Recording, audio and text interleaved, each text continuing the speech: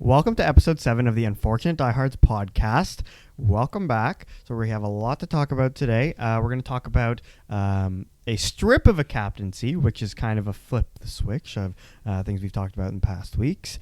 We're going to make our way too early Stanley Cup predictions, and we're going to talk about some things that worry us about our teams, the Pacific Division rankings, and obviously a head-to-head.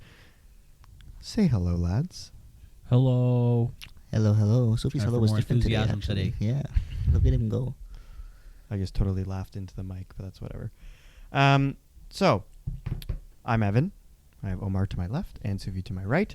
And let's talk about the Blake Wheeler news. So, Blake Wheeler, as of today, was stripped of his captaincy. I believe it was Rick Bowness released a statement talking about... Not Rick Bowness? No. I was searching up the Pacific Division. I just searched up Pacific. Okay. So, he was stripped of his captaincy as per Rick Bowness, and they were talking about how in past years the locker room or team morale, whatever you want to call it, has been disgruntled, not happy, in turmoil, whatever. So I'll throw it to Sufi. Why do you feel like this is the right move or wrong move? And what are your thoughts in general? I personally don't care because it's Winnipeg. I don't think they're going to be a relevant team next year anyway. And I think this is kind of the start of like them having to kind of retool and stuff. What a hot start by us. Because they have some nice young players, and then they have like some veterans, but then like there's just a lot of holes on the team in general, and I think they have to do like a little bit of retooling.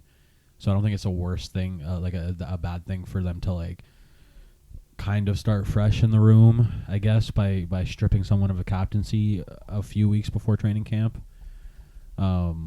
Seems like an odd time to do it. I feel like this is something you do at like the start of the summer or something, and let him like process. But I hope they had conversations with him before. Otherwise, I don't know. Blake Wheeler's already had problems with like answering media questions. So him answering questions about this is going to be fun. I think I saw something on TSN already, but I didn't watch it yet. So I'm excited to see what happens. I think that's going to be the nice, like, it's going to be like the Kardashians team of the NHL. It's going to be like the reality TV. And they need something to like draw attention to Winnipeg. So it works out. I mean, Winnipeg is just being there for a couple weeks, it was everyone's diehard hockey because, you know, there's not a ton to do in Winnipeg. Like, obviously, you can figure stuff out, but, like, the Jets are the biggest thing in Winnipeg, and someone should turn off their notification noise. You can't hear it in the mic anyway, by the way. Okay, well, I can hear it, and I'm disturbed. It's a distraction. But, yeah, like, the Jets are such a big thing that this is really big news, and I think... You know, I think it's similar to Toronto when, like, some people just don't enjoy the media. And I think it's because they're so, critical of them. Blake Wheeler's probably taken a lot of that, but maybe he's not the guy for the job anymore. So, he's an interesting player. Like, his best seasons were in his 30s and continue to be. And, Omar, what are your thoughts? First of all, whenever a captain loses their captaincy, I always find it really harsh. Like, just regardless of how right the decision is or not, I don't even look at that. I'm just like, damn, that's harsh. So no one thinks twice when they trade a captain, though. It's just, if you take it and he's still there, it's concerning. It's weird. And I remember when Thornton lost his in San Jose, I was like, oh. Not even just Thornton. They took it away from Pavelski, too. No. Did they? And Marleau. Because I think Couture was still there when Pavelski was there, right? No, Marleau was never a captain, was he? I think he was for like a season or something. Was he? I think so. I don't think so. I don't think he was. I don't know. We'll look it up. But I agree with you. Like it's like Andy Green was a long-serving captain in the NHL. Like, it's a very random choice, but like they left it. I think that's the way to go. Like if you pick a captain, they'll just be like, well, yeah. No. So Like, I feel like you should stick with your guns. And I get that there's probably stuff that happens within teams and stuff that we don't know about and like whatever, and they need to make a change for the reasons they need to make a change. Sure. So, but I just find it really harsh. I don't know what else to even say about it. I'm not that aware. I'd say I'm probably not that familiar with the locker room issues that they had in the last season. I'm not like that aware of them. But yeah, I find it kind of harsh. I'm just trying to figure out when Pavelski left. Because they did do the Thornton-Pavelski thing that he was saying, but there was a year in between that. Pavelski left... Yeah, when Pavelski left free agency, that's when Couture got it. I swear they did with another player. Anyway, maybe Because I feel like... There was no Marlowe ever.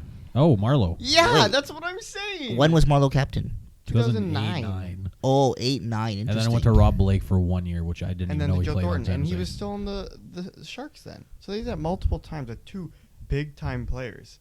Yeah. I just thought that was bizarre. It's weird. It's weird. Like, so again, like, yeah, maybe Blake Wheeler isn't that guy anymore, but I don't know. I find that a very bizarre move. Like, I don't know. Like, all Ottawa's captains, for example, they either were traded or left or something. So Yeah, maybe this is close to the end of Blake Wheeler there. Who knows? Like Sandin was captain until he left, and he was captain regardless of the amount of times that Toronto wanted him to leave or wanted to trade him near the end of his career. He was still captain. He was never stripped of captaincy. Thing is, though, I think, well, that's true and that's right, but I think their thought process might be like, if they're not in the playoff picture come February, he could be one of the guys that's gone, realistically.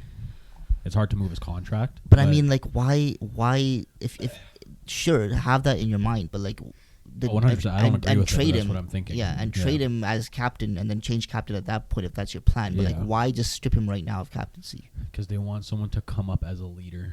That's what their reasoning was behind it. Yeah, but someone can come up as a leader regardless. Yeah. I don't know. I find it harsh. So I'm not a huge fan of people getting stripped of their captaincy. So unless you go out and like do some sketchy stuff and if like Connor McDavid was on Winnipeg, I would understand if they like switched it over maybe. But for like they got Connor. Like on other teams, it was like, yeah, Marlowe, like probably our best player or one of our two best players or something. Well, we'll just switch it over now. It's like for 1 year too. It wasn't even like a yeah. I don't know. They just gave it to the oldest player too, and it was I think Blake retired after that. So that's weird. Yeah. Well, at least I was right. What about Marlowe? Oh, Marlowe. Yeah, you're not gonna be right about Winnipeg now. I'll tell you that much. Well, I'm just wondering if what change they're hoping to come about with this. Their reasoning was literally just they're hoping for a leader to emerge, which again can happen without anyone not being captain. Like, I feel like you've had that where maybe a guy gets traded and then they go assistants for a year and then someone emerges. I've never seen it like they take it away and then someone emerges and then you have a new captain. Watch him emerge again. Blake Wheeler's new captain again. They just signed him for like 3 years and $3 million. I mean, the guy's 36. How long does he have left anyway? And he's one of those players that's probably going to need his, like, he's on his last legs. Yeah. I don't know. I'm not sure if it's the right call. In my opinion, it's not the right call just because I think it's harsh. Yeah. Like, I'm definitely on your side there. It was. I guess it wasn't a shock because you'd heard about Winnipeg's locker room so much. But it's still, I think, a general, not a common occurrence, I guess. So yeah, that's what I found interesting or bizarre about it. So, so we're gonna move on to why I picked Winnipeg to make the playoffs. Way too early. Stanley Cup predictions. Go Winnipeg. So yeah, my question to you guys is, obviously, all the probably moves and signings and everything aren't even done. We have no idea what injuries are looking like. But I'm just going to ask you, if you had to... Can we make a rule we don't pick our teams? Because I'm going to pick my team regardless, and I feel like Omar's going to do the same. You guys genuinely, in your heart, think you guys have the best team going into this season. The but best, it's the not best about and Cup being are the best different. team. No, if you're asking which team is going to win the President's Trophy, then sure. Even Then if I was it's going Toronto. biased, To me, if Calgary wins the President's Trophy, they were the best regular season team. Best team wins Stanley Cup. not necessarily. Okay, Sufjan. Best team on paper, sure, doesn't always win the Stanley Cup. They did this year, but yeah. They did this year, but yeah. Yeah. Like, but other than that, like, I'm not gonna. Even if I was not. Why are you arguing my opinion of? No, what the no. best I'm trying team to. I'm is? trying to. That's what I'm trying to say. Like, we can't pick our own teams because I'm still gonna pick Washington regardless. That's dumb though. If I you agree. don't think that. Even if the I do Sens, think that. I feel even if like the Sens me- had Uyghur on it, I wouldn't say, "Oh, they're gonna win the cup." No, because Sens no way. But Washington's in the same category as Sens in that point. Out of the three of us, I'm the only one that can possibly say it. Caps are. I don't better think than any of Leafs. us are gonna get it realistically. Yes, but I mean. So don't Cap- pick your yeah. teams. Yeah, don't pick your teams. Caps are better than Leafs. I don't know. Sure, don't pick your teams then. But what if I genuinely think it's Toronto? Like Okay, Toronto on paper is one of the best. Not really. If you Not- genuinely, bro, no. 100% with your heart, believe that they will unbiasedly, you can pick your team. Even on paper, Toronto isn't even like a top 5 team. They are in the league. Though. No, they And have they're a gonna end- they have they're gonna bottom end 5. top They have five. bottom 5 goaltending and bottom 10 defense. They're still They're gonna not a end- top they're 5 gonna- team. They're going to end top 5. No, I understand what you're saying, and you may be right, but like on paper, they have bottom 5 goaltending, bottom 10 defense, and Yeah. then like maybe like a top 5, top 6, but then the bottom 6 is also probably bottom 10. So on paper, how can they be? On paper, how can they be like the team that's most likely to win the Stanley Cup? I don't know. The bottom 6 is just like it's just a bunch of- Their bottom 6 isn't top. It isn't bottom 10. Yes, it is, bro. Can Bottom you 10? Can you name the players in their top 6 right now? You mean the bottom 6? Yes. No, I actually can't. There you go. I could. Just like Kalle bro. Yarn Crow. Yeah, he's one. Wayne Simmons. Kampf. No, isn't Camp gone? Is he gone? No, he's still there. No, Cash has gone. Sorry, Cash has Yeah. gone. Yeah, come on. It's a rough Yeah. start. Is Kerfoot technically penciled in on the top 6? He's in the top Kerfoot's 6. top 6. Yeah. Ooh. Oh, it could change though. Robertson. Wayne Simmons. Need help. Wayne Simmons. Didn't I just say that? He already said that. Oh, I didn't. Okay. None of this is spelling. Wayne out- Simmons. None of this is spelling out to not bottom 10 in the league. Mediocre. They're middle of the pack. Bottom 10 Middle of the pack. Maybe they'll bring back Joe Thornton. potentially, or Marlowe. Oh, Adam Gaudette. Wait, where's Thornton this year? Where's Thornton? Retired. Is he retired? No, he hasn't Yeah, he's- retired officially. Okay, well, he's not on a team. Yeah, he's not Florida anymore. Joe is he? Thornton Free PTO. agent. Joe Thornton PTO. See the Sens PTOs? Yeah. Brassard and Dalcall. There was so many mixed reactions. No one talked about Del Call because I don't think anyone thinks that he's actually going to play that much. But Brassard had a lot of mixed reactions. Like people were like, Yeah, I don't know. "Why are they bringing Brassard back?" And I was like, "It's a PTO. Just give it time." I think that's also a wait to see what happens with Formanton. I think also even if you bring guys in on PTOs just for competition against young guys Or to fill out their preseason rosters or their AHL top 6. or their HL top 6. There was reports of also Tyler Ennis going to the K, but he's apparently still looking for an NHL contract. Also, Leafs are giving Aston Reese a tryout, so you know.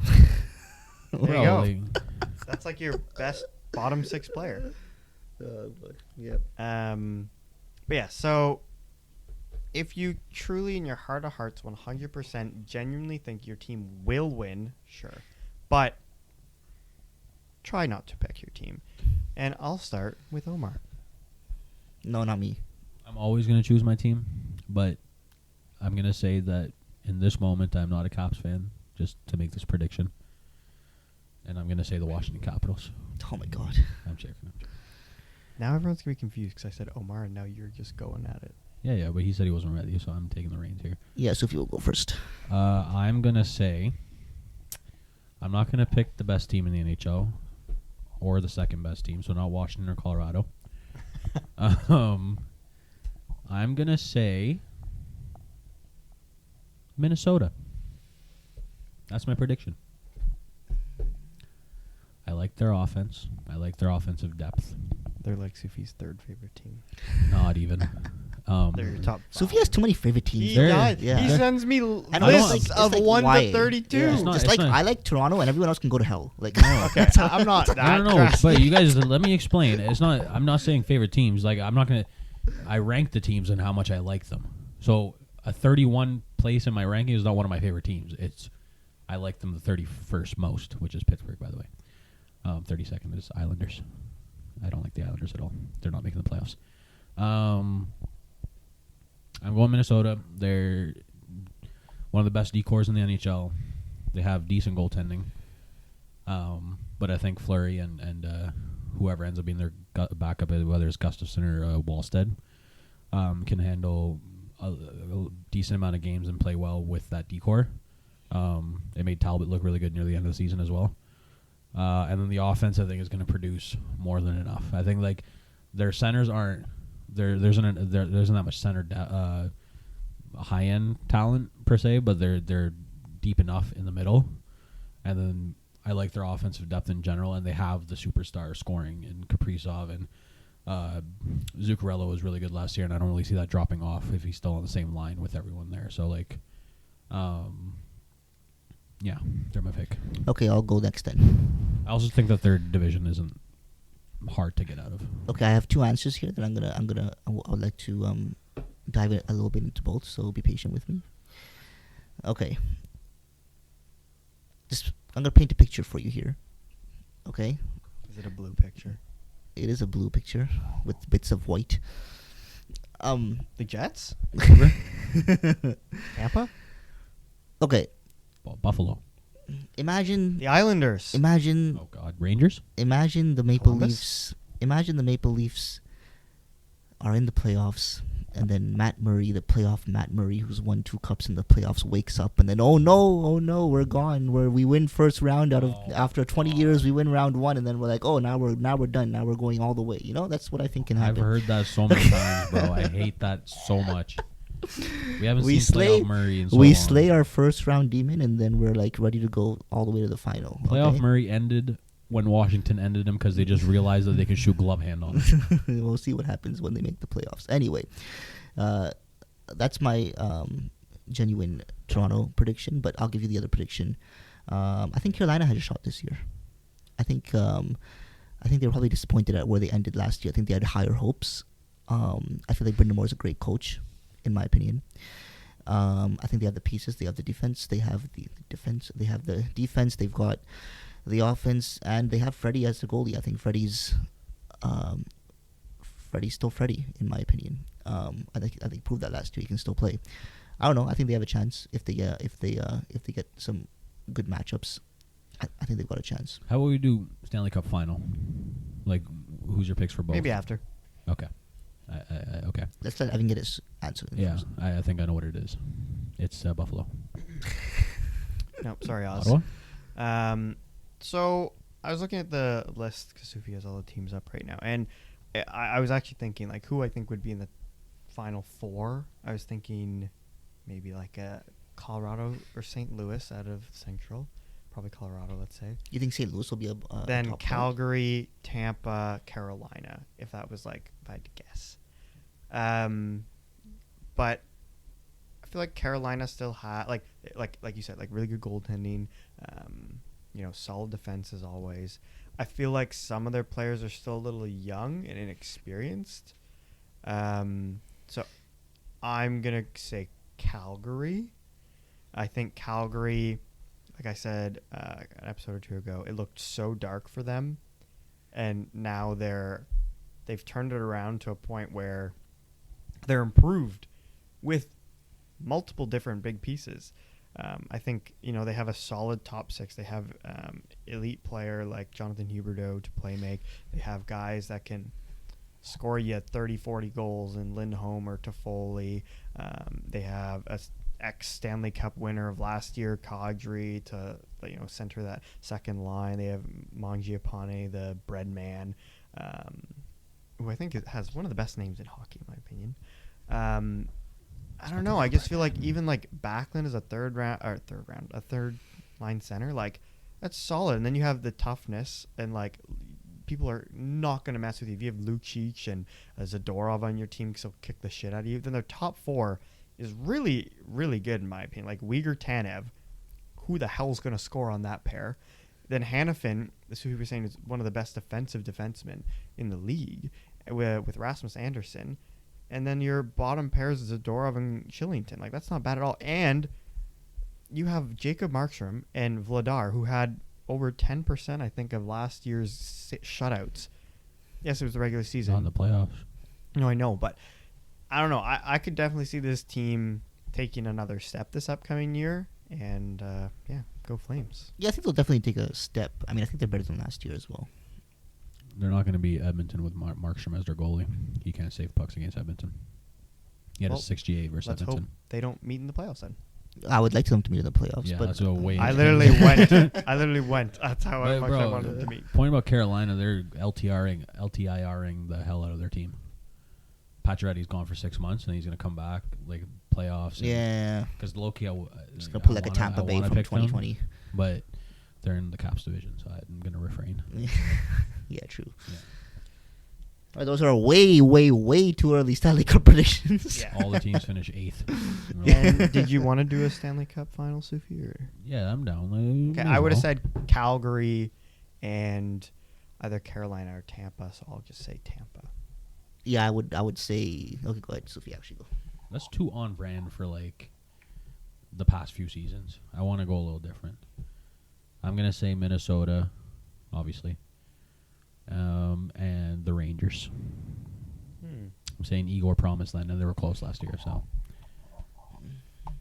Colorado, Toronto. I just don't like the Rangers. Like, I don't. Not necessarily just because of their team, but like Igor did everything, and like, wow, I think he's outstanding. No one's picking Edmonton though. But I think if he falters at all, and maybe they will improve a decent amount on 5-on-5 this but they upcoming did. season. That's why I'm saying it, because at 5-on-5 in the playoffs, they were an entirely different team, and that's because they gave guys like Lafreniere and Kako more ice time, and move like Goodrow and stuff like that down the lineup. Because like realistically, your offensive play drivers have to be with the guys with skill, and like I think that they're going to grow a little bit more playing in the top 6 this year, and I like their decor enough to the point where I'm okay with this. Although you saying you don't like them as a team is I like them the least out of any of us after what happened a couple years ago. So Sorry, who we're talking about?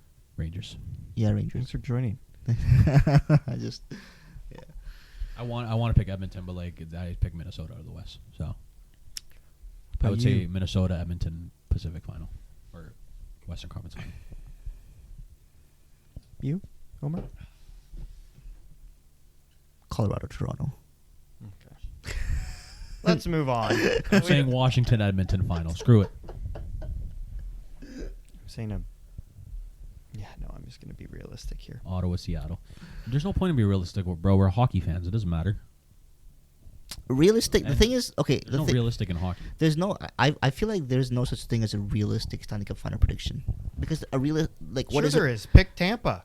No, Tampa's. I don't think Tampa's gonna make like That's realistically. realistic. I mean, no, 3 times in a row they've done it already, and I don't think they're going again next year.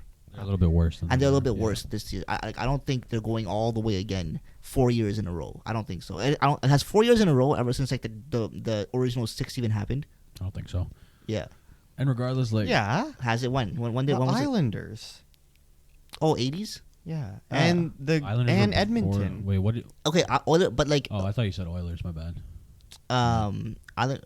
Oilers. Wait, Islanders won 4 in a row. Edmonton, I don't know if they won 4 in a row, but they at least made 4 in a row. okay, but that's still like 80s. We're talking, right?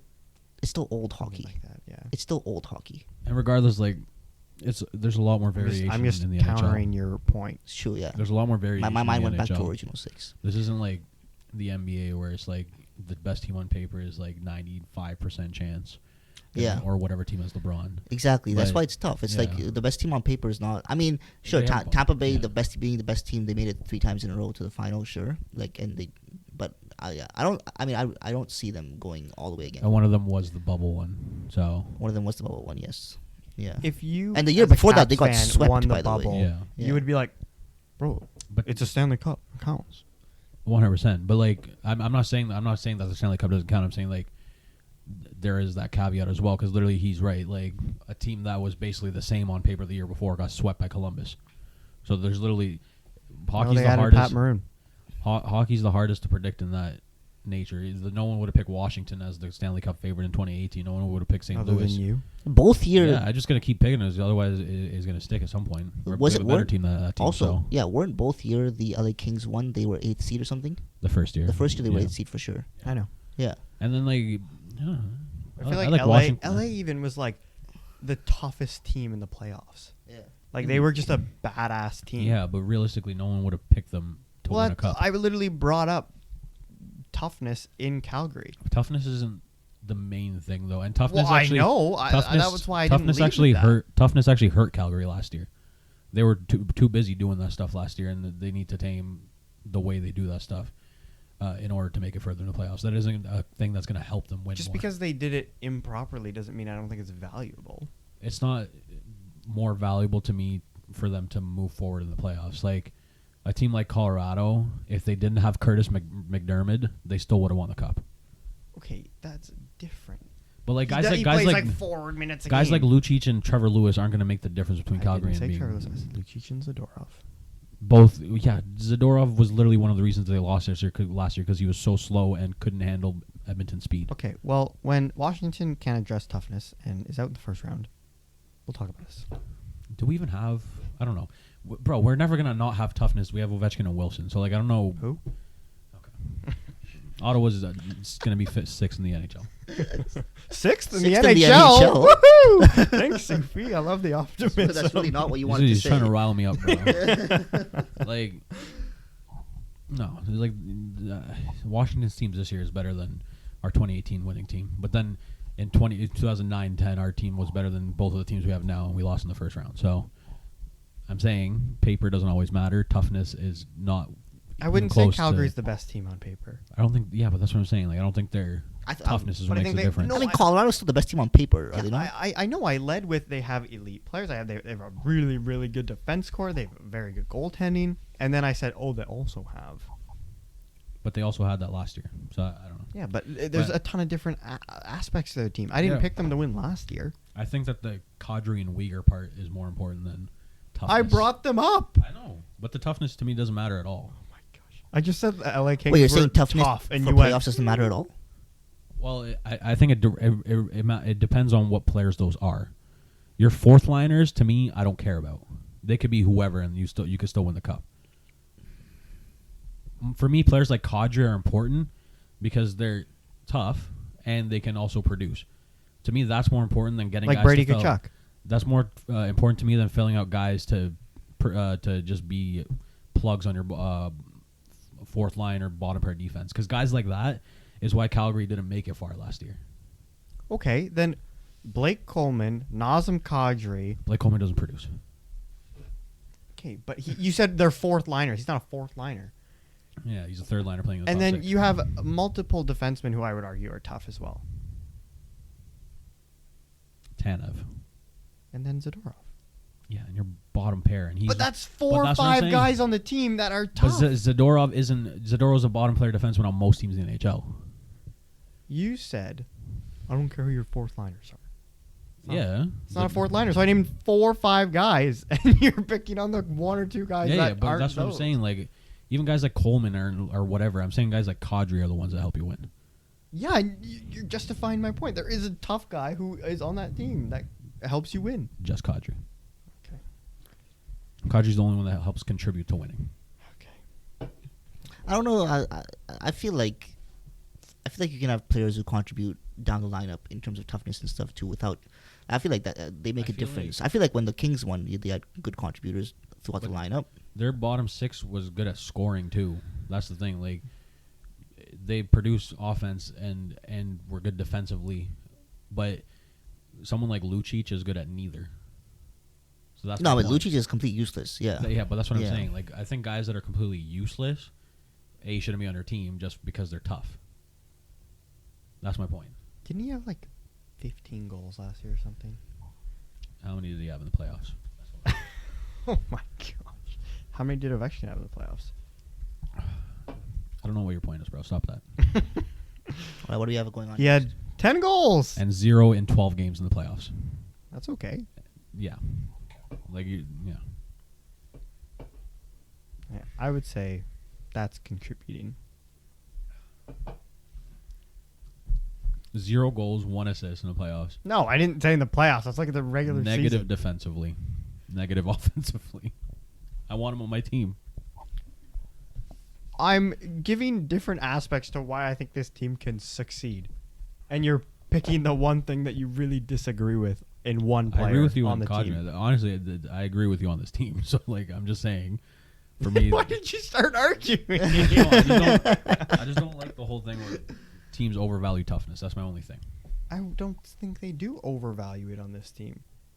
They obviously went out and addressed top end guys this offseason. I agree. Okay, this point, let's move on. Okay. So the next thing we're going to talk about is so each of our teams are in very different situations. I'd say Senators aren't there yet, but trending in a really positive direction. I would say the Leafs are in win now mode, in the sense of, like, you know, they probably have until Matthews leaves that amount of time to really win, but have a really, like, you know, not necessarily super young team, but like a young enough team, old enough team, like a good middle, and people in their prime. I would say Washington's in a place where a lot of their players are older and kind of are still a very good team, but are aging out of that kind of time. So my question to you guys is, for this season, what would you say your biggest worry is about your team? And then in 3 years, what would you say do you think is going to be the biggest issue or worry, or what could you see happening which leads to the demise of your team, essentially? So I'll start with Sufi, because I brought this up earlier and he said he had a couple answers already. So yeah, take it away. I mean, for this year, it's age is the biggest thing, but it's not necessarily just because we're old particularly. It's, I think also, now that I think about it, it's more coaching, because I think Laviolette tends to favor a lot of the older players over a lot of the younger players, and then we end up guys like McMichael playing like half the games, and like when he plays, it's like early teens and ice time, and it becomes pointless. And he puts up way better like advanced metrics than any of those guys. And when you literally just watch the games, he's significantly better than a lot of like your Carl Hagelins or Lars Ellers or whatever. And I think that my team in particular harps too much on experience in when we're trying to build a team, and that is very important. But when all your players are like older and slower, like that becomes an issue. And I think that with how good our team is in our top six and the offense we get from our defense and now our goaltending, like we need to make sure that we're getting younger and faster everywhere else. So if we can play a younger, faster defenseman, which we can, we have those guys waiting to play. We can play them, and then we have younger and faster guys that filled in for us in the early part of last year when all of our old players were getting injured, and we played way better in the first half of the season than in the second half of the season. So it was like, I don't understand why we reverted back to playing all of our old players when they came back, when we had so much success with our young players, and then we started faltering when all of our older players started coming in. And then in a few years is just Ovechkin retiring. That's pretty much when he goes is going to be who's going to be the heart and soul of our team and like face of our franchise kind of thing. And I think it's going to once Ovechkin's gone is when we're going to start committing to like a full rebuild kind of thing, because a lot of contracts expire at the same time. Like I think Backstrom's already going to be gone by that point. Obviously, he might retire this year, and then Carlson is up in like 3 to 5 years. She's going to be done in 3 years. I think Wilson is done in 2 or 3 years as well. Like everything is going to be coming to an end, and I think that's where we have to commit to a rebuild at that point, which is what I'm hoping for. But I feel like for a team like Washington, they kind of just keep trying to extend the window. So maybe they'll do that when Ovechkin is gone, but hopefully not. Let's throw it over to the Leafs fan. I think this year's worry is pretty obvious. I don't think there's any offense, other. right? It's. I'm pretty sure every Leafs fan would agree this year's worry is our goaltending. Just because, from the looks of it, it looks like not enough has been done to change to make a good change to it. Like Murray is seemingly not the answer anyone was looking for, and neither was Samsonov. So again, this is again like last year when it was Campbell, Mrazek, and we're going into a season thinking, oh, let's see what happens. Like we don't know, we're not really sure. Like Mrazek could be decent, Campbell could potentially be able to be a starting goaltender. Like It was his first year being a starter actually that last year. So, and I mean, sure, he performed decent enough. Like, Campbell had his couple of spots, but overall not bad, like pretty good. But with Murray, the thing with Murray is that there's not only the worry that he's not going to perform, but on top of that, there's his injuries. So you've got potentially a goalie who might not even be available for a lot of the season with the way the last few seasons have gone for him. And then when he is available, it doesn't look that great. I mean, but although he had a couple of times in Ottawa where he's like, oh, he might be getting his game back, and then injury. So I don't know. And Samsonov, I have no. I mean, I think he's a backup, and he'll remain a backup. And I think he'll be a better backup than Mrazek. So sure. Let's say we upgraded there. Goaltending is the biggest worry. I think for us this year. And I think in a few years' time, it's another pretty obvious one. Matthews leaving, but at that point, like, I think the Leafs only, regardless of if Matthews staying sure might change this a little bit, but they have 2 years, they have 2 seasons left to try to make this thing work. And if they don't do anything in 2 seasons, even if Matthews stays, the core will still. I just don't know if at that point. If in 2 more years with this core, regardless of if Matthews stays or not, they still aren't able to do anything, then the core needs to be changed, regardless. Like whether it's moving Nylander, getting rid of that Tavares contract somehow.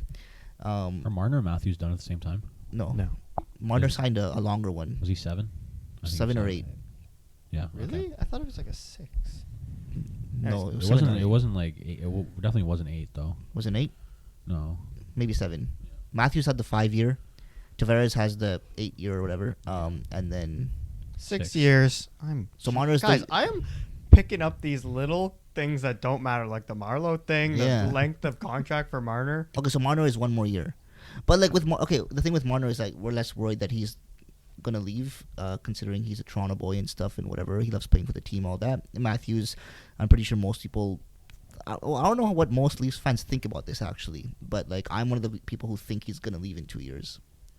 I think you've hit a point of pessimism because I think a lot of the newer Leafs fans are very adamant that like why would he leave kind of thing. Yeah, I've heard Leafs fans be like, oh, why would he leave? He's gonna sign for sure like 8-year extension, whatever, in 2 years, and I just don't know what makes them so sure about that. Something I find interesting, like I definitely can't see him easily leaving, especially if Arizona. Not necessarily is competitive, but like is in a spot where they can throw him a bag and they can be competitive with him on the team. But I can also see he seems like a guy that almost thrives in the spotlight, and I've heard this from multiple people, and maybe why he's been on the NHL cover for the video game multiple years. He is the most marketable person in the NHL because, yes, he's not the best player, because I think we can all agree that Connor McDavid is the best player, but he is the most marketable player in the world because he plays on the most popular team in the world, which is a Canadian team, and he's the best American player. So when you have someone who is on the most recognizable, popular team, and they're from a different country where the sport's also really popular, put him on a video game, Americans love him, Canadians love him. It's like a great spot for, and he seems to like under pressure. Like this season, even he scored 60 goals. He had an injury. Even the playoffs, like you guys lost in the first round, haha, hilarious. But also he did perform, and this guy has been under pressure, and he's still really young. He performs, He just seems to thrive under that. So I could, I'm not gonna say it's like 50-50. But I don't think one answer is exactly correct. I think maybe I'd lean on him leaving, maybe. But I think Toronto is like, I don't know. It seems more Austin Matthews than most places. Yeah, I mean, I would agree that he's great in the spotlight and stuff. And he's said, I genuinely do think he loves playing in Toronto. I do think, especially, like, if you play in Toronto and you're good in the spotlight, like, you can actually perform when it matters, and you play in Toronto, I don't think there's a better feeling or a better place to play in the NHL, probably. But if you look in 2 years' time, like, see, what I was saying leading up like I would say the last couple of years, what I was thinking in my head was if his contract expires, and Leafs are still competitive and they haven't won a cup yet, he'll sign again because I think he wants to win a cup in Toronto. However, I'm not so sure I think the same thing anymore. So what I mean, if he wins a cup in the next 2 years, like if they do something, I think he's gone. I don't do. If they, like, you pick that up. I think he's 100% gone if they win a cup because he's like, okay, I came here, I did my thing. Oh, you think if they win a cup, he leaves? If I he feel doesn't, I don't know. he That's just stays. my mindset is. I would have said the opposite. No, my mindset is if they win a cup, he's like, okay, I came here, I did what I had to do, I won the cup, I'm gone somewhere else, and I'm winning a cup there. I feel like he wants to go. I don't know. I could be wrong. Maybe he would. Maybe he'll change that. Maybe that's not what he's thinking. But I feel like the NHL is slowly getting into this kind of NBA phase where the big players will leave in free agency and stuff. I don't know. I feel like we're getting, like, before you wouldn't see players, like, it's really rare in the NHL when you see a big player just like leave. They're usually pretty loyal to their teams. So can I pose the question then? If I give you $100 and you had to bet, do you think in his career Austin Matthews plays for the Arizona Coyotes? Yeah. Yes. Yeah. Okay, I agree. Do you think, does it make the most sense, not knowing where they're going to be, that's the team he leaves for? For what? If Like he leaves Toronto? let's say in a couple years, the Rangers are still really competitive, and they can also throw him like $14 million. Honestly, a what year. if Montreal's really competitive in 2 years? That's the only thing. I don't think it's only competitive. It's money. Because, like, the thing with Toronto is that he loves the spotlight, or he seems like it, and then he seems like he loves to play there. The only problem there would be money compared to other places. Arizona would be no state tax in Arizona? He Yeah. would make a shit ton. It's the entire opposite problem in Arizona, though. It's like team's not competitive. Maybe they're competitive in 2 years, probably not, but they can throw him like a ton of money. The only thing is also, like, if the cap goes up a decent amount, I think there's like a 95% chance he signs in Toronto. If it goes up by like 5 or 6 million, then I think he signs in Toronto. But the thing is, I could literally see Arizona throwing him like $16 million a year, and I'm not joking. Like, if money's the contributing factor, or if he can make that team competitive with him being on the team, it's hard to say no to 16 million or something. It's How hard- it's hard can you to make a that. team You guys around please go. $16 million? That's the only problem. Play in front of 5,000 fans. I'm assuming they're going to be moved by then. Not even 5,000. How much Yeah. do they even sell? But anyway, Someone like Nylander's already good as gone. That's the thing. Like, I think he is going to get a contract around whatever DeBrincat gets this year. Maybe more if he performs like a lot. And then that opens up some room. What happens with Tavares, I don't know. But then is Toronto competitive? I think Toronto can be more competitive if they let two of their major contracts go that aren't Marner and Matthews. I think you can build a nice team around Marner and Matthews without Tavares and Nylander there. I wouldn't even say let two of your big contracts I like- go. I like You could just Nylander's let contract. Tavares go. No, I know, but yeah. like, That's so much cap space that you can use there. And, I think Nylander's price of 6.9, like, that's It's great. That's no, a I'm not arguing bargain. that. No, I'm not arguing that. I'm saying that, like, I just think Nylander is gone because his contract isn't like crazy long, and once that is done, and he wants that much money, and to like they don't have the cap space for it, I think that he's gone if he wants like $9+ million. That's my thing. And then after that, if they don't have to sign him for $9 million and Tavares, they can manage to trade. I think they can build a nice team around Marner and Matthews. That's my point. I don't think Nylander even wants to leave, and I don't think Leafs fans mind having him on the team for $6.9 million. Definitely not. Oh, it's the great contract. Yeah, exactly. Yeah. Do you Yeah. wish, as a Leafs fan, that Tavares didn't sign in Toronto? No, I can't say I wish he didn't sign. Okay. I Because- remember there was like 5 teams that were like flying him out everywhere trying to convince him. Oh, San Jose offered him like $2 million more. I think they offered him 13 or 12. Really? Yeah, San Jose. It was new. San Jose offered him at least 12 mil, and he turned it down for Toronto. He was offered more in San Jose, 100%. No, I can't say that I regret it. Why? Because of how I felt when they signed him. That feeling was fantastic. That was nuts, bro. When Yo, he signed, it was yeah. like the biggest thing. It was ever. amazing. Yeah. It was like when I remember I was at work, and like the news dropped, and I saw. And you know, it's one of the big. I remember 2010, Brad Richards was the big fish, and there were rumors that it's Rangers, maybe Leafs are in the mix, and Leafs are in the mix for literally Yeah. anyone Yeah. ever. So, like, apparently. Brad Your Richards, Leafs and Habs and then everywhere, and then Brad Richards went to Rangers. Big one after that was Steven Stamkos. Toronto did a whole Toronto did a whole presentation for him, brought him in. Like, that was a huge one. Where like, oh, he's a Toronto boy. A bunch of fake news going around that, oh, he talked to this guy and he was saying, oh, he's probably gonna choose Toronto. Like, there was so much hype around that, and then he decides to stay in Tampa. So like, and then the year after that, again, Tavares, and in my head I'm like, man, of course it's Toronto boy. Everyone's gonna be like, oh, he's gonna come to Toronto and this and that, and it's probably not gonna happen. And then that actually happened, and that was a huge fit. So I can't say it was an amazing. And his first season with the Leafs, 47 goals, like, it was an amazing season. So I can't say that I regret his side. Like, his first season with the Leafs as well, like, after signing that contract, everyone's like, oh, 11 mil, whatever. The Leafs fans were like so happy, and he comes in and he performs. Like, it was great. No one really criticized the money when he signed the contract, and I don't think anyone should have. Yeah. Like, he was definitely worth that at the time. Yeah. It's just, I don't think everyone expected like this much of a drop in play, but he's still a really good player, and I don't think people realize that just because he's getting paid that much. I think we talked about this already, so I'm not going to harp on it too much. But yeah, I feel like it's similar to when the Sens, like, obviously different like caliber, but or in different mode of acquiring.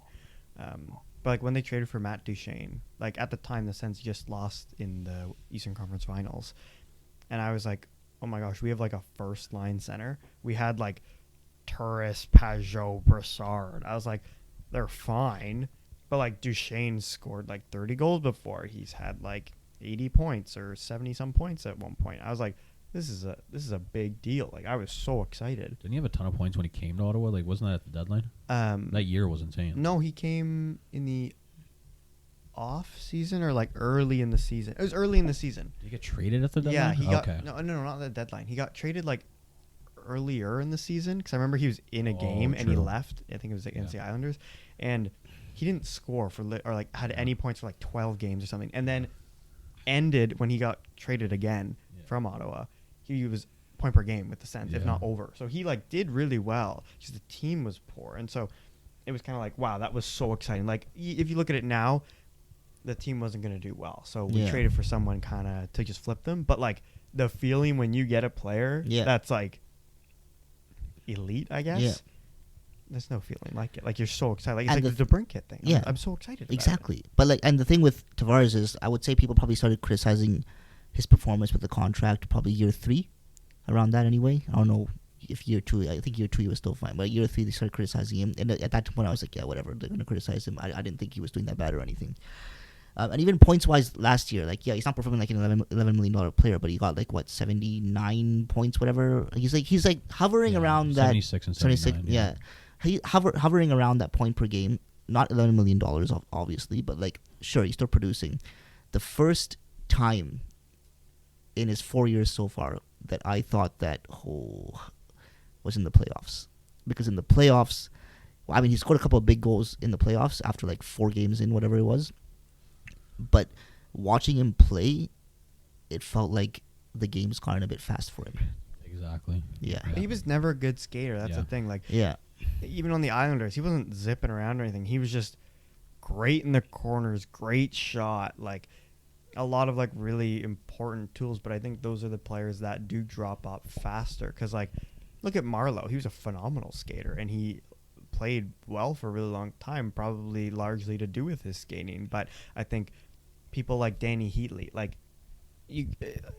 unreal shot. I'm sure he, like, I don't know if he was a great corners guy, but like, you couldn't stop him. Like, I think it was multiple 50-goal seasons, or at least one, and like other 40 ones. Like, it was incredibly impressive, but wasn't a good skater. Fell off really quickly. Bobby Ryan wasn't a great skater. Mark Stone, I could see him, taking a step back, like, even this year. Yeah. Just because you can't keep up, but like, you have those skills that can keep you in the NHL. But with the game getting faster and faster, I think those are the kind of players that will struggle going forward. And with Tavares, the thing with Tavares is he's a good corners guy. He's a good behind the net guy. great hand-eye. He's great Yeah. hand-eye. The thing that I feel needs to happen with him is he needs to move to the wing. Oh. That's kind of tough on the wing. That's the only. Or if Put you him already with don't have- I Marner and Matthews. don't think The Yeah. most I- expensive line ever. like I think he should be given a shot on the wing if his skating is still noticeably suffering compared to other players. If his speed is, I feel like as a wing guy, you can work in the corners, you can work behind the net. You know what? He's like still top in the league in the face-offs. One of the top guys, Yeah. one of the top face-off guys. Get a face-off in, get someone else playing center who has more legs than you, and do your thing. Down low, hand-eye, corners. Do your dirty work in the corners. Get the puck out. Make the nice pass, whatever. Set up plays, but be a winger. And I feel like he'll be more effective. Yeah, it's just the lack of center depth they already have. That's the only issue, right? Like, if It's not gonna happen. That's Yeah. the only because I don't disagree with you. I think that would, like, I haven't thought about that. I think on a line with those three, that'd be insane. It's just that just hurts the rest of your team. That's the only problem, right? But that's Nylander play center, man. yeah. Come on. But that's why the exact thing that you're talking about is the reason that I was concerned about the Caps, and probably, like, honestly, the reason that they've been knocked out of the playoffs the last 4 years is speed. And we're refusing to add speed into our lineup by taking those guys out. When we played, when those guys got injured, our games, like, even just watching, because I watched like every single game, we were so much faster when we had all those young guys playing. Yeah. So I think the game hasn't caught up to him necessarily. I think it's just changed. Like, I don't think we're gonna see that as, like, I think the faster teams now are the ones that are starting to win. Like, we're seeing Colorado and Tampa were built around speed. They were built around offense, speed, and, you know, they added the other things after. Whereas you used to be, like, you built around, like, defense and being heavy and stuff like that. So I think the way that things are played now in the playoffs and stuff, like, it isn't necessarily as, like, defensive of a game anymore. Like, that's why Edmonton, I think, got so far in the playoffs. The only problem with them is that they didn't have the other pieces to get past a team like Colorado, which had everything they had in terms of speed, but more in terms of defense and goaltending and stuff like that too. Didn't Stamkos move to the wing 1 year? He's been playing more wing now. Yeah, right. Yeah, And look at his career. Look at the resurgence. no one can agree what position he plays. I wouldn't even say resurgence. I feel like Steven Stamkos is so sneaky good, and it's weird saying that over a first overall pick. But this was the But, first time like, he even hit 100 points, right? I feel like he's always been that guy. You know, like, he's had 1, 2, 3, 4, 5 90-plus point seasons, and yes, there was, like, some in the middle that were like. That's what I mean. That's what I'm saying. Because he had, like. But there hasn't been a season, I don't think, where he's been under point per game. Or there's 1, 2. He's had a couple in there, whatever. But, like. 2 seasons. Sorry, 3, but 2 of them were, like, short seasons. So it's like, I don't know. I think Steven Stamkos is. I mean, I agree with him. Like, the thing with Stamkos too is when he was, like, his like, the knee injury, and the shin injury and stuff. Like, he was just a different player because he would go into more places to score, and now he's become a better playmaker. And the reason that we're seeing him still put up that many points is because the team around him has gotten better, and he doesn't have to be the best player on the team anymore. Back then, he was they like have 5 guys that can be the best player any given night. He has to. Back then, he had to score a lot of goals. He had to produce in order for them to do anything. Like, it was literally just him and St. Louis, and that was pretty much it. And Dan Boyle, I don't know. Le Cavalier. Yeah, he showed up, like, at the tail end. Yeah, the very end of Le Cavalier. So we went on a big tangent there, but for the Sens, Ottawa. My fear this year is just, as actually watching the Sens prospects game today against Boston, and Sanderson was very impressive. Like, he made a lot of, like, intelligent plays, whether that was offensively or defensively. He was bar none the best defenseman that Ottawa had playing. Like, and maybe that's just an obvious statement, but, like, he just looked like an NHL defenseman out there, and everyone else was, like, panicking and everything, but he was just, like, doing smart things. So, but my point being that defense is what scares me, because we have guys like Brandstrom who, you know, did decent on the power play last year, but, you know, he's small, he doesn't have a ton of NHL experience. Or we have guys like Zaitsev or Holden, for example, who haven't been very good. Like I think Holden's been okay. I think he's like a 7th defenseman. Probably same with Zaitsev. Like if you took away the contract, but those aren't guys you want to play in your top 4. But they may end up there some point this year just because of what we have. I'm hoping that younger defensemen are going to get pushed up this year. Maybe we flip a few of the older guys at some point. I don't know, but I don't know. Like it's definitely tough. And in 3 years, I think the only thing I could see being their downfall is like I'm not struggling for an idea. I'm just trying to pick between a couple. Like I could see them because their goalies aren't young. I could like they have goalie prospects, but it's also goalies are so weird. Like we're banking on one to emerge as a starter, which I think definitely could happen. But I think that's what they're aiming for with Matt Sogard or Marilainen, who played for the Finnish World Junior team, or Ottawa's defense. I think Sanderson, Shabbat will always be good. I think Zub will be good. If Zub leaves, though, what's your right side? Like, and yeah, it'd be great to get Uyghur, Ottawa boy, free agent this upcoming year, but also could totally not happen. So I think just the question marks would be, can we get or keep, competent defensemen long enough to be competitive with the forward group we've constructed? Is Ottawa drafting a lot of defensemen? Like in Ottawa, a couple of years? Almost every year picks like a first or second round defenseman. They did. Who's it been? So they did Thompson and Bernard Docker, Okay. like 3 years ago, whatever. Then there was Stutzel Sanderson. Then they traded the pick this year, but they always go for a goalie in like the 3rd or 4th round.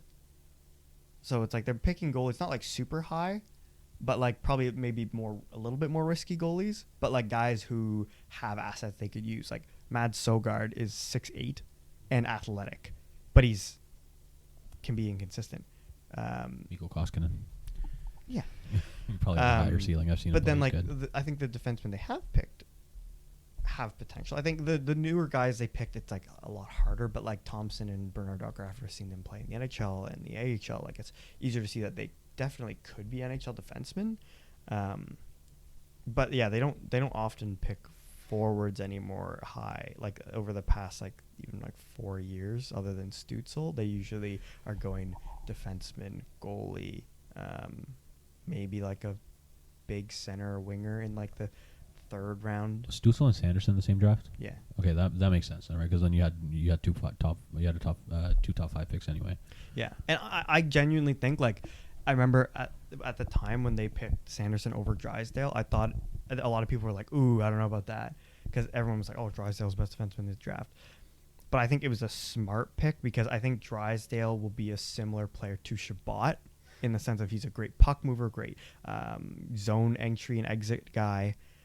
Maybe not the best defensively, but I think Sanderson's that guy, and I always said like hopefully could be like a Ryan Suter in his prime sort of thing. Like, yeah, he puts up like 40, 50 points, like 40 assists, 8 goals, something like that. But like he can just do anything really well. He's not necessarily like, an Erik Karlsson, a Victor Hedman. He's never going to have like a point per game season or anything, but he will be incredibly solid in his own end and be an effective puck mover. And I think that pick is more beneficial for Ottawa than if they would have gone Jamie Drysdale. Oh, I think, I agree with that. Because I think Drysdale at his best is going to be like PK Subban's prime, whereas I agree with you with Sanderson and Suter. I think it's like... I think prime Subban versus prime Suter. Suter's the better defenseman.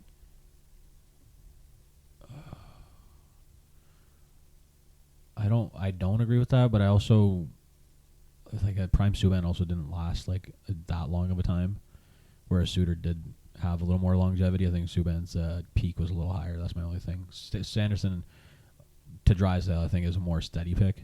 So I guess in that regard, it is kind of similar anyway. Yeah, I mean the thing with Ottawa too is like it's hard to find anything that you're not going to be fine within 3 years because at this point, you're kind of just waiting for things to happen. So I think that it's just important that they keep stockpiling defensemen now, and then you'll be fine. And goalies. That's the hope. But we've gotten to the point of the episode where we're going to start our Pacific Division rankings. One thing, though. Did you guys see the thing I sent with the Uyghur thing? Friedman saying that he's likely to sign in Calgary for a Hampus Limbo home contract. Yeah, I hope not. Imagine that happens, bro. Like, Calgary's going to be set. They're going to have to trade a defenseman. That's what I saw people talking about Ottawa. Ottawa has to push that if that happens, not to get Uyghur per se, but like trade for one of their right-handed defensemen. Like they have, wasn't it like 9 technical NHL defensemen? Yeah, that's true. The thing is, like, they don't need to trade any of their top 4. That's the only thing, because Anderson and Tanev don't make that much. No, but I think you like maybe not Shillington, but like they have guys that could be a top 4, especially in Ottawa. Yeah. So I think like you trade them like a depth defenseman and a pick or prospect or something for like a depth for like one of their depth defensemen. Yeah, but it's an upgrade. So yeah. Ottawa needs more right-handed defensemen regardless. Yeah. I don't think where they get it from really matters. Yeah. Well, it's also weird because Brandstrom, apparently his whole career before like the past year or two, liked playing the right side as a lefty. Like Brody. Yeah. So it's interesting. Like I don't think DJ Smith loves that, especially as a smaller guy. But he did play there a little bit, and he seemed maybe like slightly better there. And I think as he gets more confidence, hopefully stronger from this offseason, like maybe that's another guy you could put on the right at some point. I think you're just hoping, for me anyway, like maybe you're hoping Brandstrom to get better. The only thing is, like, I think he becomes your trade asset because you kind of already have him. Like, I feel like he's the value of like a second right now, because that's the reason you're saying like Drysdale was a worse pick than Sanderson, is like you already have someone that can run a power play and be offensive, and he's kind of strictly on the power play. So like if either Thompson, Bernard Dock, or whatever can play on the right side, and then you have Sanderson running the second power play eventually. I don't think Brandstrom was like the most expendable in that group that actually has value. Yeah, I'm just so excited for the Sens. Like I just want to know what's gonna happen. But yeah, let's move on after that big long chat to our Pacific Division rankings.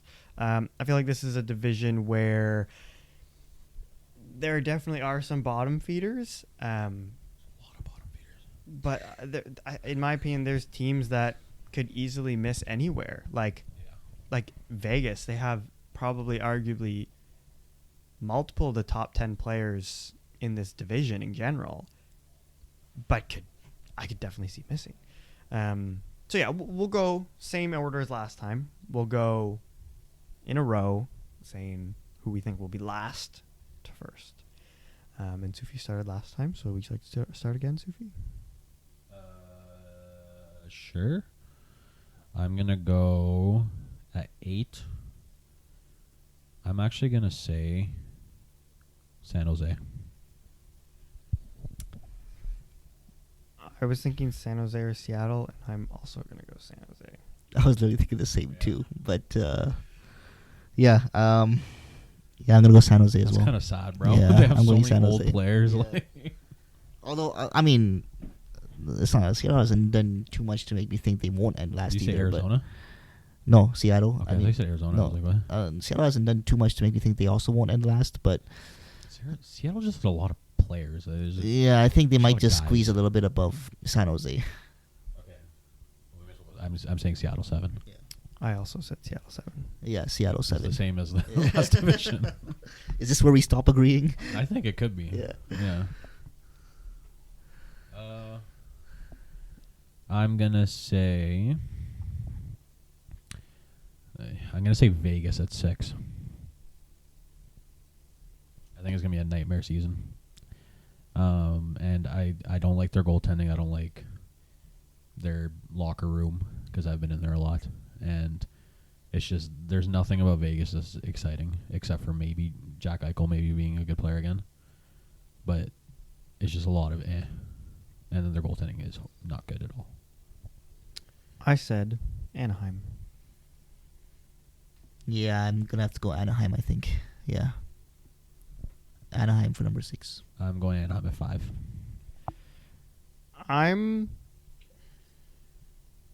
Sufi's not gonna like this. I have LA next. I don't care about LA. I just like Fiala. That's pretty much it. For number 5, I'm thinking like, for me it's tough between LA and Vancouver, who I want to pick there. Just because I do feel like Vancouver with under Bruce Boudreau might just be better. So you know what? I'm gonna agree with Evan on this one. I'm gonna go LA for number 5. I'm going LA number 4. I have Vegas. I think they have Vegas at 4 because I think they have enough pieces to still be a very competitive team. And Pietrangelo, Theodore, they have a legit top 6. Just the goaltending's the issue, but we saw with other teams this year, like, I don't think some teams had the best goaltending this year and still did really well. So, or at least in the regular season. So I don't see them going far in the playoffs, but I can definitely see them making it. Yeah, I'm going Vegas 4 as well. You guys have the exact same right now? We are the exact same right now. Yeah. I'm going Vancouver at 3. I also have Vancouver at 3. I also have Vancouver at 3. Wow. I think this is where we're going to be different because I have Calgary at 2. I This one's have the tough. Oilers at 2. And so, obviously, I have Calgary at 1. Yeah, I'll do. Oilers 2, Calgary 1. I think that those are staying where they are. You know, I always knew you were a genius, Homer. Do you guys have the exact same? Yeah. Okay. Yeah, no. I like Edmonton. So, and I think that with the better goaltending, they're just going to build on last year. I don't think there's a chance. Edmonton. I actually don't think there's a chance they end over Calgary. Okay.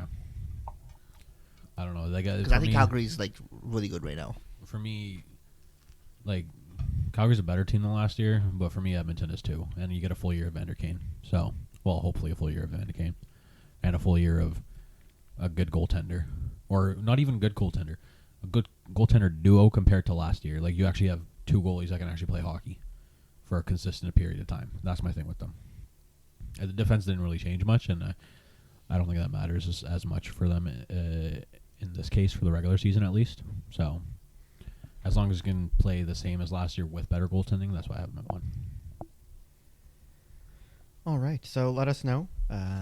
So tweet us or comment on the YouTube below and let us know what your divisions are or how you agree or disagree with us. So our last segment for this episode is going to be, so we always do a head-to-head, like you guys know, but I came up with a slightly different one today. So because Omer and our teams have a very big rivalry and have for a very long time, we also have 2 very similar older players in the sense of, Hall of Famers and, place of origin. So my question for you two is not just head-to-head who you'd rather have on your team for 1 year. Who had a better career, in your opinion? Daniel Alfredson or Mads Sundin? So I'll let you think for a second. I think... Oh, you think? What do you think, Kevin? I think I'm going to pass it on to Sufi as the third party. Come on. I mean, I haven't looked at the stats yet, but, I mean, these guys were a pretty big part of my, I'd say, early years of watching hockey, because back when I didn't have, like, a favorite team or anything, because I was just starting watching hockey, it was pretty much just Leafs and Sens that were on the TV.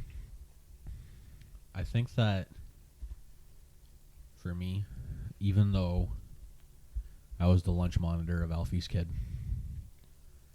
I'm going to say Matt Sundin. I just think, realistically, both their teams throughout their careers weren't amazing.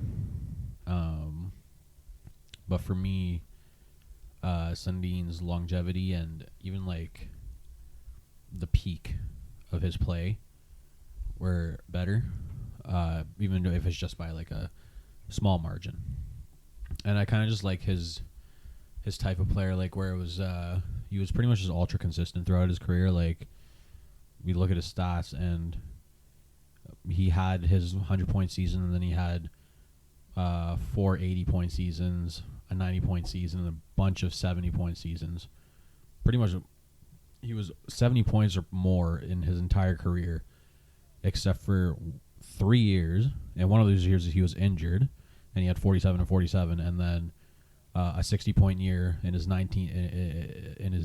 Calder year, or in Calder year, rookie year, and when he was 37. So I just watching them both play and like the rivalry games too. I don't know. I like Sundin was a little more of a special talent in my eyes, where as a leader I'd probably pick Alfredsson more than Sundin, but just as an overall player I'd probably pick Sundin over Alfredsson. So I'm gonna pick Alfredsson. Like again, I got into hockey a little bit later, so I didn't get to appreciate all of it. And evidently, he was 4 years into his NHL career when I was born. Oh my gosh, something just moved above my head. I thought I was gonna pass away for a second. Anyways, so I do agree with you that it is really close, and I think they are both great players. They were great captains. The thing I'm going to give the edge to Alfie on is I feel like, and they both did this, but I feel like Alfie did so much that he almost didn't get rewarded for. Alfie was such a, like, even on those lines, like when he had a 100-point season, or even the other ones when he had like in the 80s and the 70s, whatever, and maybe Spezza had a few more or whatever. He was the guy making all that possible. He was like steroids Zach Hyman. He just did literally anything you could ask of a guy. Like he could score you 40 goals if you needed. He could get you 100 points if you really needed. But he just did so many things that just made a line work. He could kind of mold himself to be a playmaker, to be the grinding corners guy, to be the goal scorer. And I feel like a lot of players not are one-dimensional, but can stick to kind of like a skill game versus a grinding it out game. And so I think it is incredibly difficult to pick between these two guys, but I'm just going to give him the edge because I think he could change his game to kind of what you wanted of him or needed of him in that situation, which I think that kind of comes into leadership as well. I think if you can do something as a player, maybe your other skill guys go, oh, why? Well, I should be doing that too then. But yeah, it is a really close one. But that's why I'm gonna go Alfredsson on this. Yeah, this one's really close. I will go Sundin. And the reason I go on brand for both of you. I'll go Sundin. Okay, but there's the thing with these players is that I can look at both and be like, and I can make an argument either way. That's the thing. Like, yeah. Even as a Sens fan, and my for me, and a Leafs fan for you, we're supposed to hate players on the other team, but I feel like with these guys, what their careers were like, you almost just have to respect them. Yeah. Like, I could name very few players that I was like, wow, I like that player on your team. But like these guys, you just your respect goes to them just because of what they did for the individual teams, how they handled everything. It was just like role models, like some of the best role models we could have grown up watching.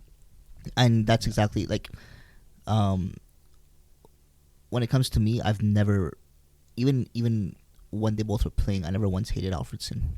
And when he pretended to throw the stick up. The thing with Alfie is I used to make this joke to annoy my friends, like my son's friends a lot. But I remember we'd go to games and stuff, and I'd be like, "Oh, look, Alfie's on the ice. He's gonna dump the puck down the ice." And like that's his go-to play every time. I'd be like, "Oh, he's gonna dump the puck. He's gonna dump the puck." Every time he has the puck, I see him. He dumps the puck down. He never carries the puck a lot. And I remember I used to make that. I used to tell my friends that, like, oh, look, he just keeps dumping the puck. But that in itself was probably a compliment to him, because I don't think I have a single memory in my mind of him ever making a bad play, or him ever coughing up the puck in a terrible situation, him ever doing something stupid. He's always there in the right position, making the right play, even if it's just he needs to dump it down the ice and get a clear or whatever it is, or, you know, he was always making the right decision. He's like the forward Zoob. Yeah. He was always making the right decision, and he was so clutch. Like, when you needed him, he was there. Like, game 6, Pittsburgh overtime, or was it overtime, or was it no, not overtime. 20 seconds left in the game, and he scores that breakaway goal. Do you remember that? 2013, I want to say 2013, I think it was, against Pittsburgh, game 6. Like, the Buffalo game 5 goal to get them in the finals. That's the one I remember. Yeah, I remember watching that live. And, you know, Sandin doesn't have.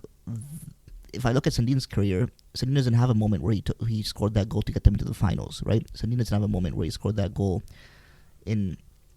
They got to the conference finals with Sandin, but they never went to that Stanley Cup final with Sandin. So that's another. That's why, like, I'm just saying I could use that as an advantage for Alfredsson as well. You know, even though that team was a lot better than I think Sandin probably ever had. Like, he didn't have like a pizza line or anything like that.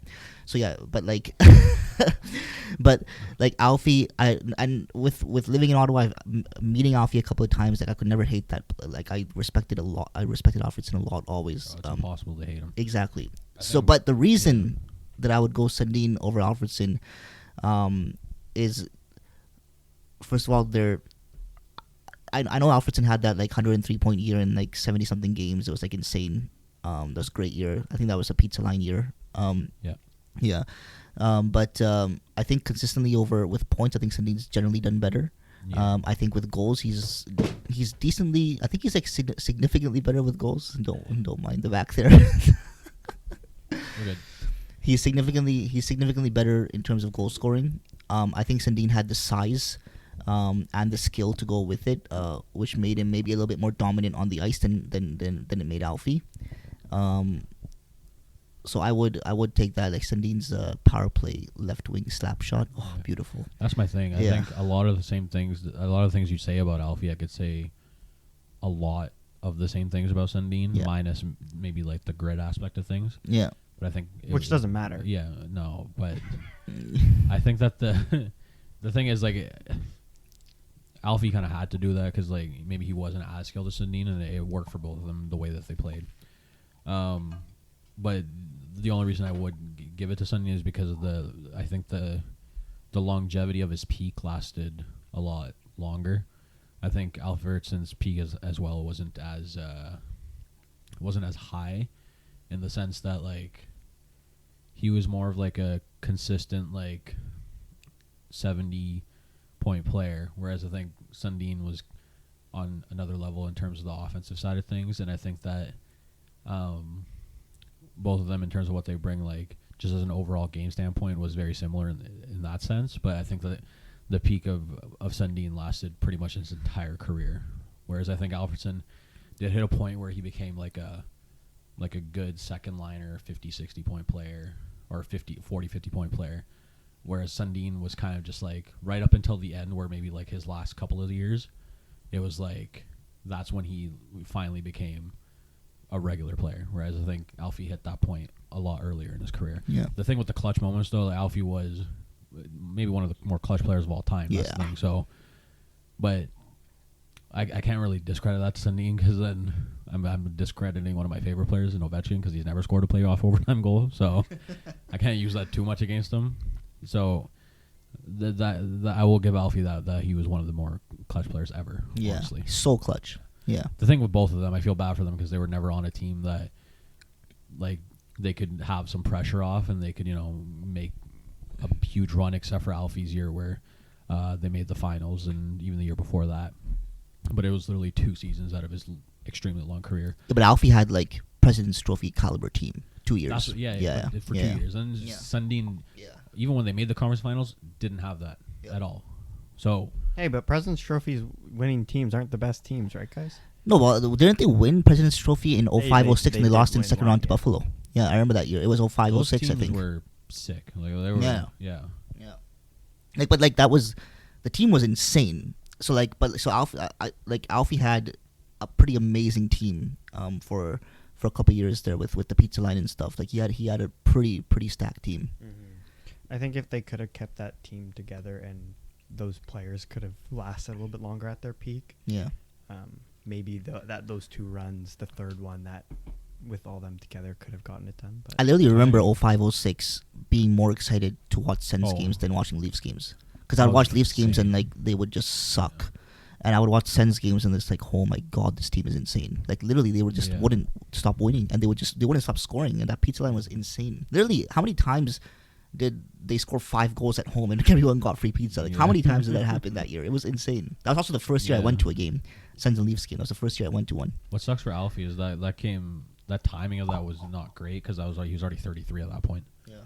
So it was like it was happening then, and it didn't happen for him earlier in his career. If all their like this is impossible to ask for or anything. Like if that was pre-lockout, they might have gotten more of a chance to like have another cup run and stuff like that. So that was like right in the heart of the team being really good. So that Peak Spezza too, bro. That was different gravy. Oh my god. Peak Spezza was good, but Peak Spezza was an annoying player.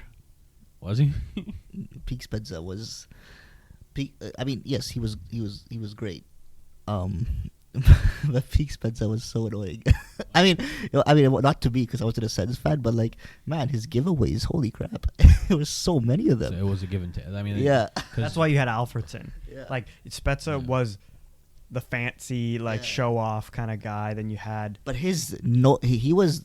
I still haven't met a player, like in his prime who was that good, and who was a great playmaker like him. But the amount of no look blind passes that he would make, I haven't seen one. I think that's literally why I try that in ball hockey so much, because I watched Spezza and it was like he always just knew where everyone was. I was like, how the hell did that happen? Like it was a hilarious almost. Yeah. So that's what Kucherov does now with the no look passes. Yeah. I mean, this is just a head to head, like very friendly, because I feel like these are 2 players you can't bash too much, no matter who you are. But yeah, I think, like we said, it's really close either way, and I think each person brought different things to the table, and you could argue either point. And anything else we want to add? I'm good. No. Yeah. All right. Well, thanks for tuning in to episode 7 of the Unfortunate Diehards podcast. You guys can check us out on Twitter, TikTok at Unfortunate Diehards, and check us out on Apple Podcasts, Spotify, and on YouTube as well. So thanks again for listening, and we'll see you next time. Bye. Thank you, guys.